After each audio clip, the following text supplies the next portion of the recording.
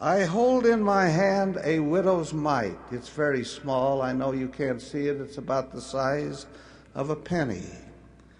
It was given me in Jerusalem many years ago, and I was told that it is genuine. I have it framed, and I keep it in my office as a constant reminder of the fearsome responsibility of spending that which comes of the consecrations of the members of the church. Most of the wonderful, faithful Latter-day Saints who pay their tithing are men and women of modest means. They not only pay their tithing, but they also make many other contributions for the strengthening of this work. Some time back, a small, bent, elderly woman came to my office. For the purposes of this talk, I shall call her Mary Olson, although that is not her name, and she would not wish her identity disclosed. She said she had just come over from the temple, where she had been through a session in that sacred house. She took from her purse her checkbook. She said that she had been a widow for many years, that life had been hard for her. She had a great love for the Lord and His church. She had faithfully paid her tithing all her life. She felt she would not live much longer.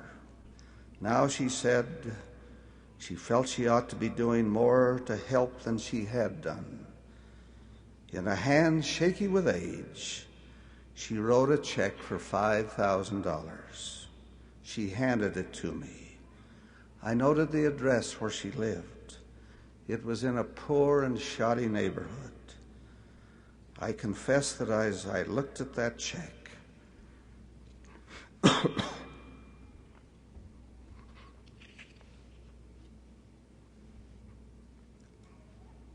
tears came to my eyes. I have held in my hand many checks written for much larger amounts. But as I held the check of this widow woman,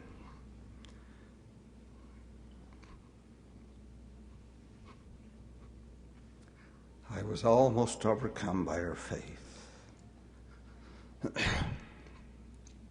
And also by the seriousness of the trust that was mine in the expenditure of her consecrated contribution.